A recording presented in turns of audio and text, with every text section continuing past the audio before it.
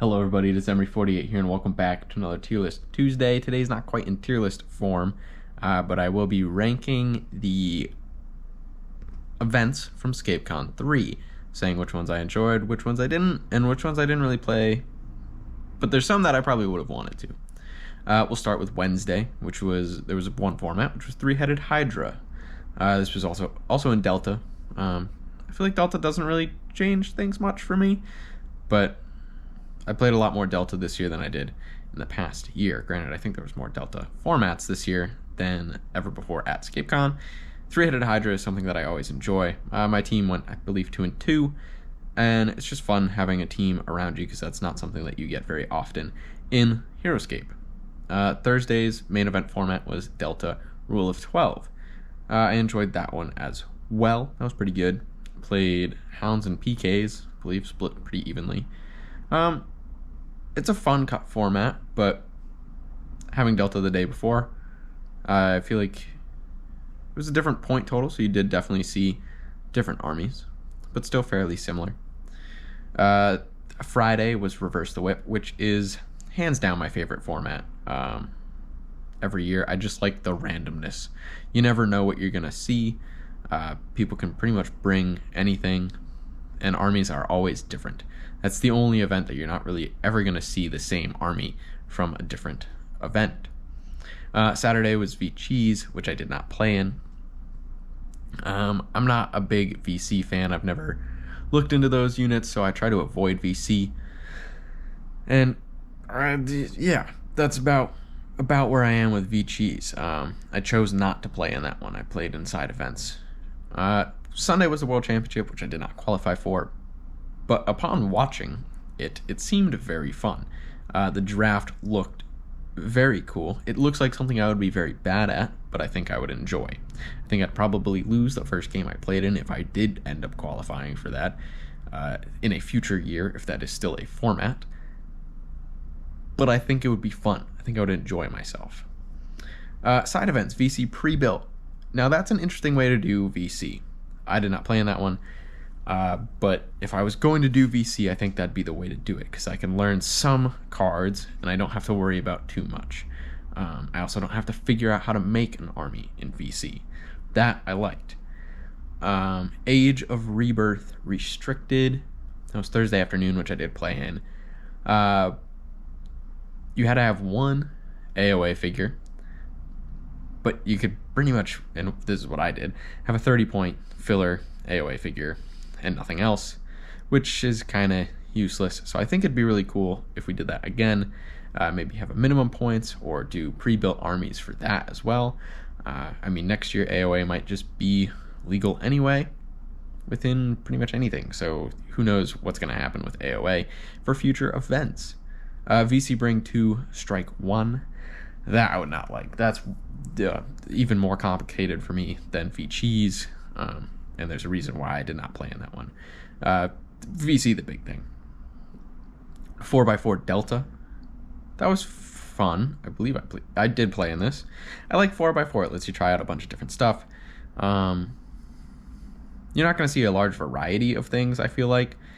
You see a lot of repeat things, especially because everybody has to come up with 4 armies.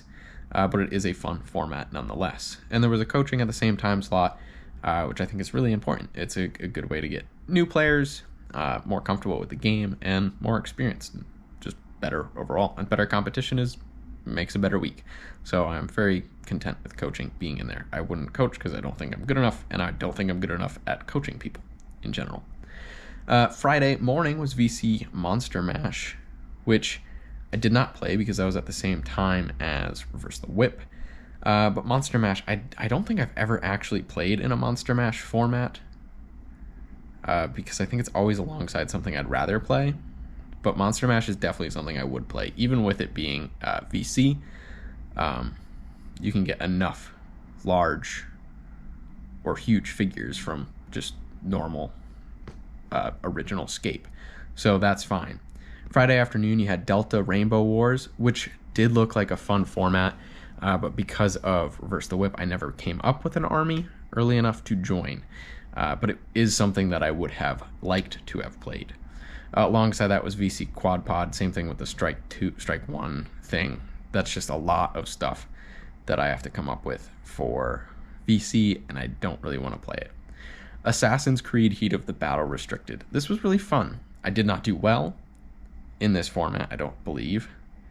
I might have done all right, I guess. I don't know. I think I went 2-2, which is fine.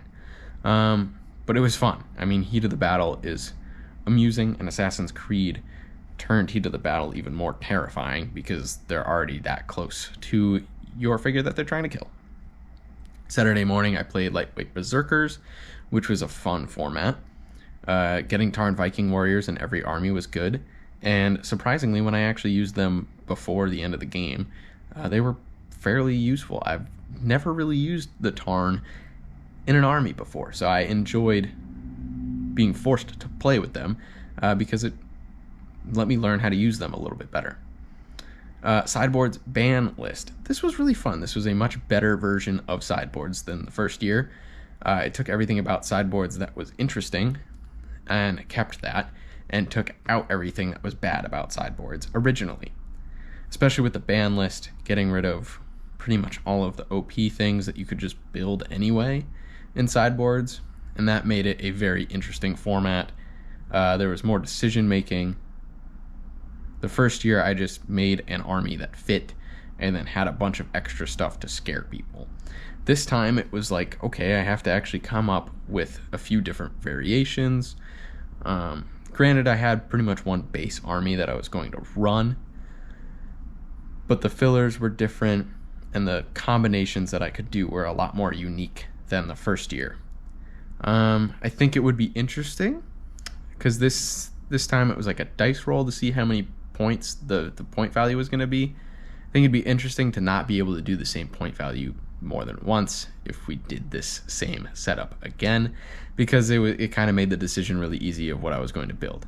Granted, that's a very minor thing and does not break the game format whatsoever, but it was a much more fun version of sideboards, and I would 100% play that again.